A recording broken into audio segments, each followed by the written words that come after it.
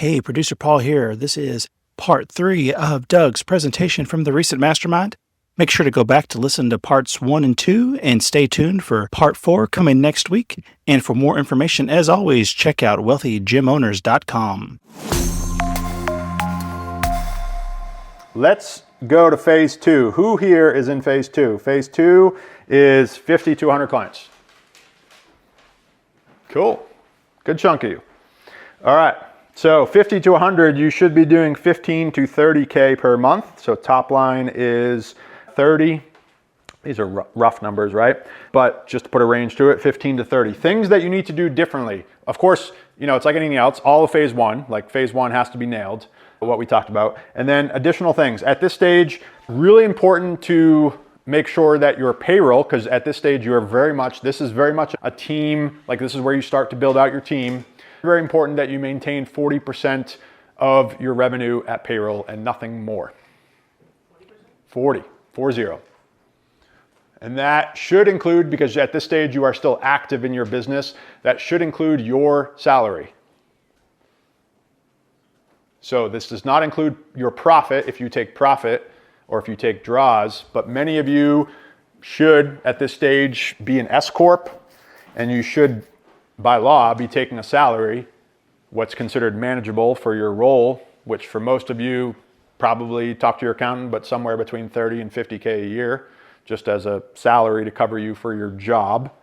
And then you take the profit that's left over. That salary for you, basically think about it as you're paying yourself to be the manager, right? And then you have a couple part-time coaches. Maybe at this stage you have a part-time admin.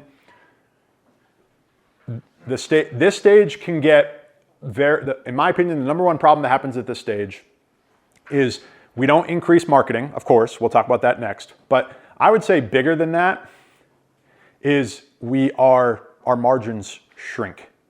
And we go from only netting, we go to only netting, 10, 20%. Meaning on a 20K month, you're only making 2K, which is not fun, right? So watch your payroll. Your payroll is your largest variable expense in this business. Your rent, your utilities, your softwares, those are largely fixed. Your expense that will continue to go up and up and up is your payroll. Yes, the others will have marginal, but your payroll can go from like 3K a month to 10K a month like that. And so just be very cautious. That's why I use the 40-30-30 model. So 40% of your gross revenue goes towards payroll. That's your budget number for how much you can pay people. So when you ask, like, can I hire or when should I hire? Yes, there's some operational questions that can go behind that, but my first thing is always going to be protect my margin, and I'm going to make sure that when I add a payroll, I'm still at that 40%. Okay, so that I would say is the biggest thing to tighten up. Now, the question becomes always, okay, cool. I know that, but I'm at 50%. We have a boardroom client right now that is approaching 60% of their revenue in payroll. And I'm working very hard, very diligent on a combination. And the two combination strategies, if you are in this bucket, which I know some people are, is expense cutting and sprinted growth. I wish there was a sexier answer than that, but it's not. So expense cut as much as you can, things that don't have an ROI, and then have a very clear target, just like knowing your numbers. We talked about that earlier. I would have a very clear target. Like for him, we have a very clear top line revenue of what we do need to be at without adding any more payroll. That's our target for revenue for this year to get us back down to 40%. Rather than just, okay, we need to grow. Yes, of course. But do we need to be at 25K, 30K? Like what is the number where 40% of that is what my payroll is today? And be very clear on that. Okay, so that's bottleneck number 1. The second bottleneck that happens at this phase. So again, to quantify it, you're in that 50 to 100, you're trying to pass 100 people. You generally are gonna need about 8 sessions a day on your schedule-ish, maybe 10, but 8 to 10 on the schedule. And so I would make sure that you keep probably at least 2 of them at this stage on average, like 10 hours a week, 15 hours a week for you. and then you can payroll out the rest of it. But mistakes I see with scheduling and payroll here is I either off the floor too quickly and now my payroll's too high, or I got too many sessions on the schedule. So notice I didn't say you're training too much. You're training too much usually because you have too many sessions on the schedule. Like your pain point is you're training too much, but the solution is you have too many sessions on the schedule. So 6 to 7 led by coaches, 1 or 2 on average, 10 to 15 again as a ballpark led by you. And then this is the stage, so not earlier, but this is the stage, this is the phase where I believe you do need to install a true monthly marketing plan. So monthly marketing plan, what does that mean?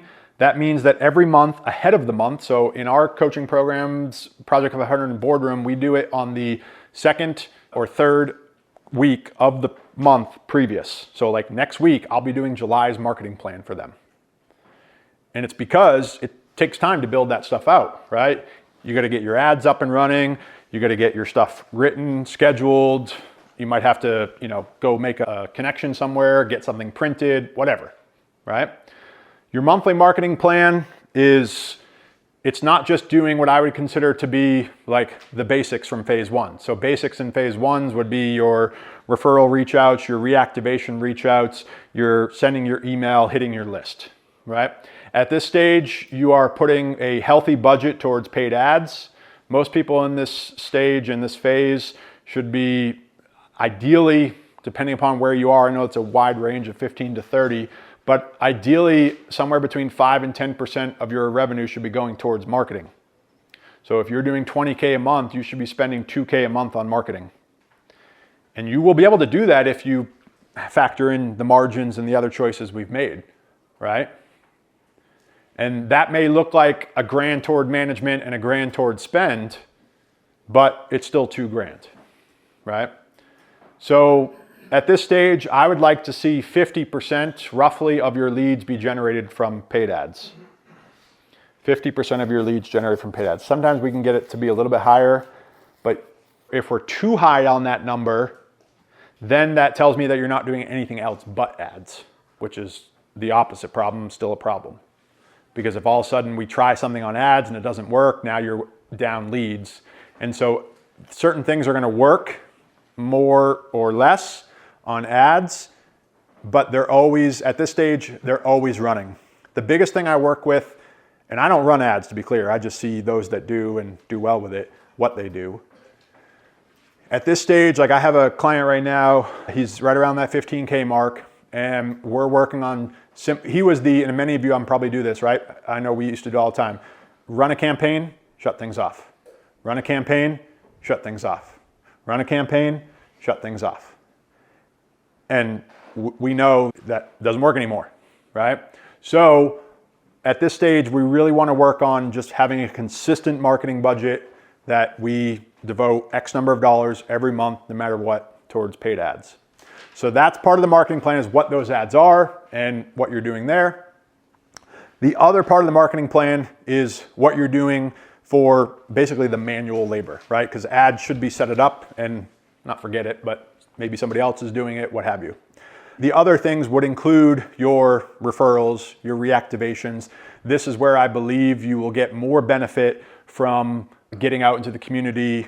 For those of you that have seen like the fishbowl strategy that I talk about, the raffles, those start working more at this phase. And the reason is because you have now created this omnipresence within your community.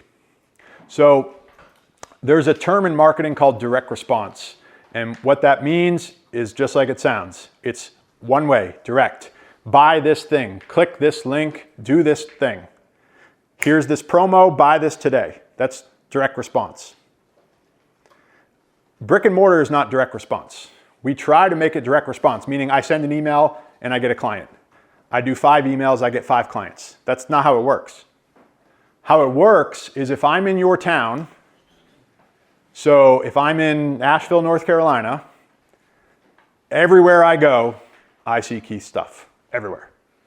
I go to the coffee shop, I see a fishbowl from him. I open up my phone, I scroll on Facebook, I see an ad from him. I open up my email, I check my email, there's an email from him. Everywhere I go, I just see his stuff. And then eventually I wake up one day and say, holy crap, I need to do something. Wait a minute, for the last like 6 months, I've been seeing this dude everywhere. I'm gonna go to his website and fill out his form.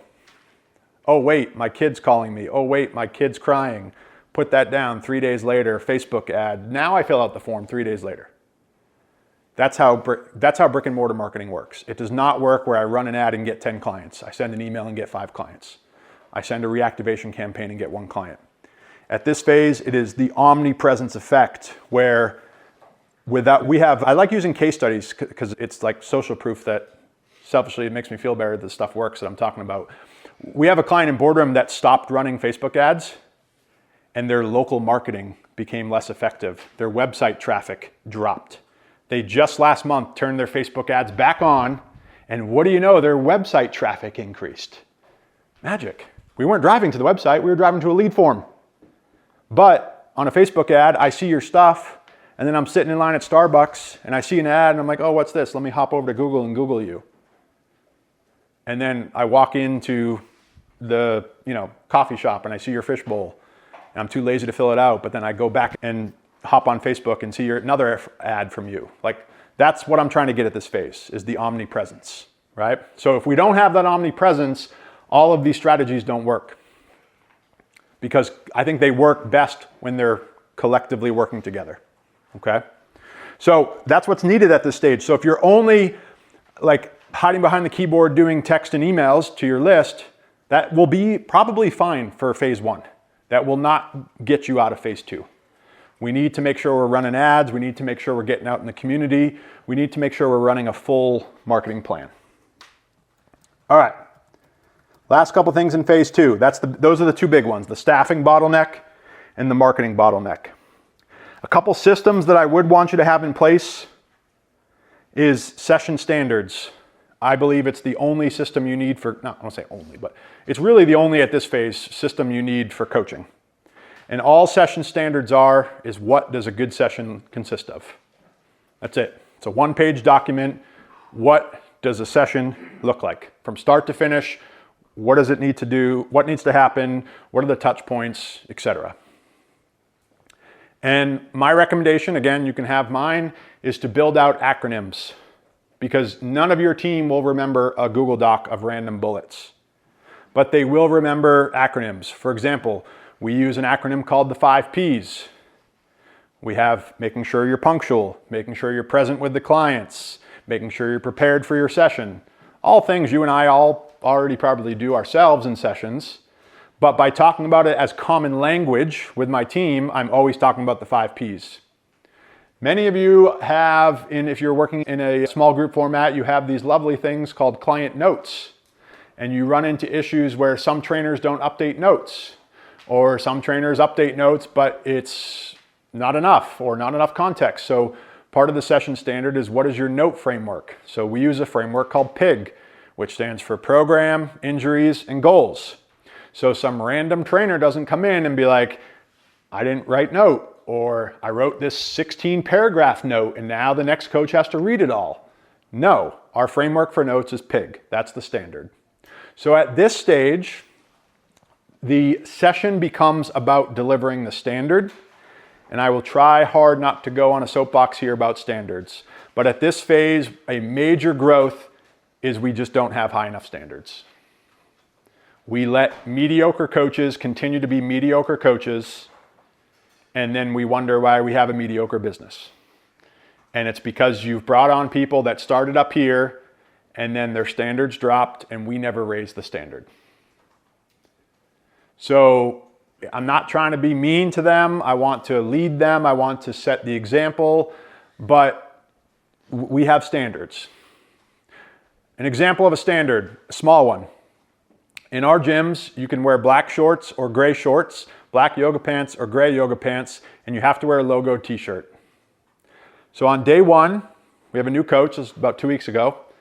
Day 1, new coach. On day 1 of our onboarding is you get 5 t-shirts. We give you 5 t-shirts. I come in and he's wearing a like college, like like his alma mater, like, you know, something, I forget the school, but some random college, like their basketball t-shirt.